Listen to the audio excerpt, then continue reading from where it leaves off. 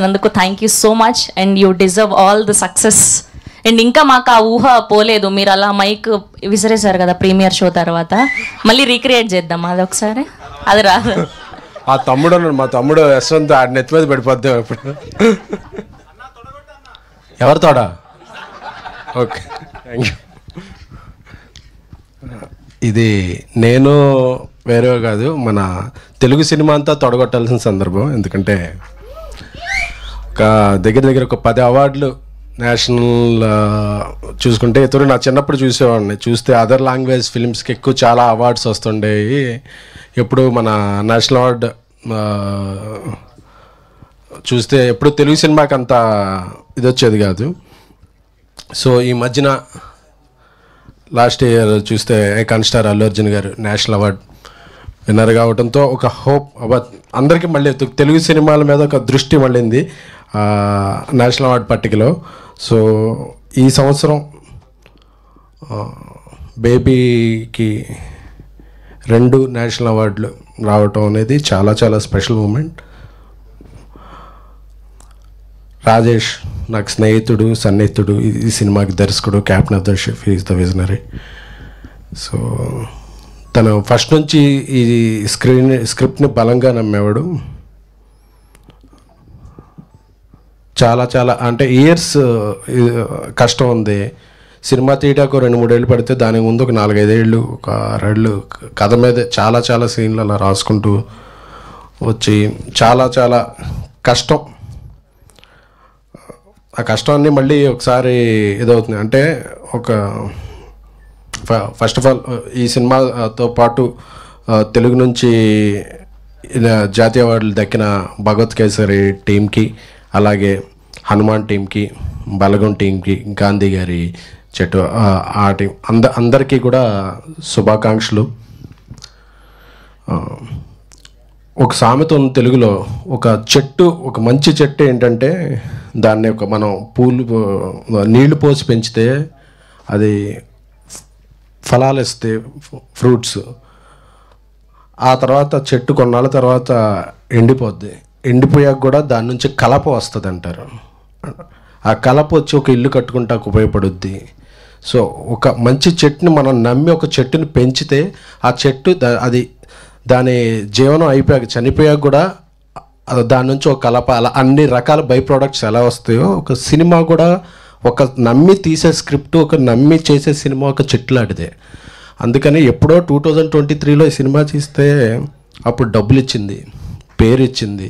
తర్వాత సైమా, ఐఫా, గామా, సాక్షి awards, NTR awards, బెంగళూరులో awards, దుబాయ్లో, ఇలాగా దేశ విదేశాల్లో వచ్చి ఫైనల్గా గ్రాండ్ ఫినాలే నేషనల్ అవార్డ్. అందులో బ్యాక్ టు బ్యాక్ రాజేష్ గారికి కలర్ ఫోటోకి వచ్చింది, ఇప్పుడు వచ్చింది. ఆయన అవార్డులకి కేర్ ఆఫ్ అడ్రస్గా మారుతున్నారు రాజేష్ గారు. సో అలాగే రోహిత్ పేరులోనే హిట్ ఉంది. మీరు ఎప్పుడు డిప్రెషన్ అవ్వక్కర్లేదండి. ఎందుకంటే ఈ సాంగ్ నాకు తెలుసు.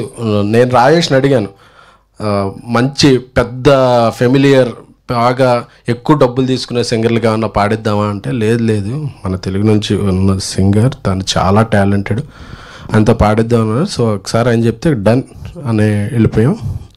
నాకు ఇంకా గుర్తుంది, సారథి స్టూడియోస్లో ఈ పాటని ఎక్కువ రీచ్ చేయాలంటే ఏం చేయాలి అనుకుని ఒక లిరికల్ వీడియో తీద్దామని చెప్పి ఫస్ట్ టైం నాకు తెలిసి లిరికల్ వీడియో 2-3 డేస్ షూట్ చేసాం.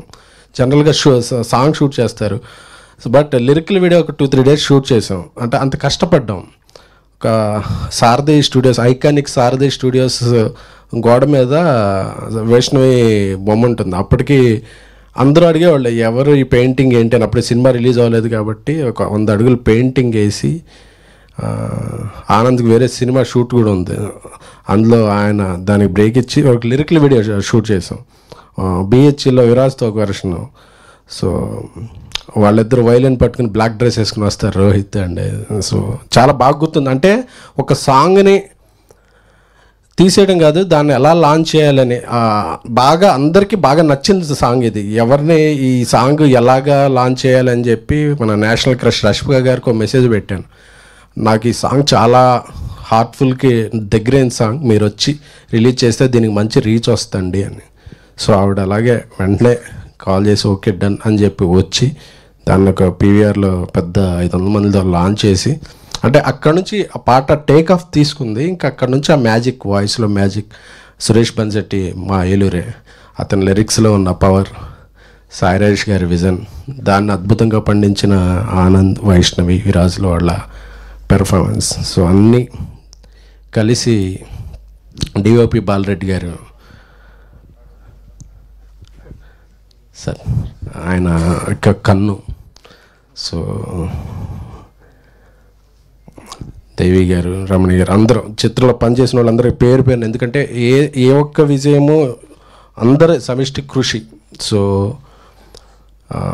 రాజేష్ అంటే నాకు నిన్న పేర్లు చూస్తున్నప్పుడు ఫస్ట్ అలా రోల్ అయ్యింది, చూడగానే Sai Rajesh Neelam original, because he is the original.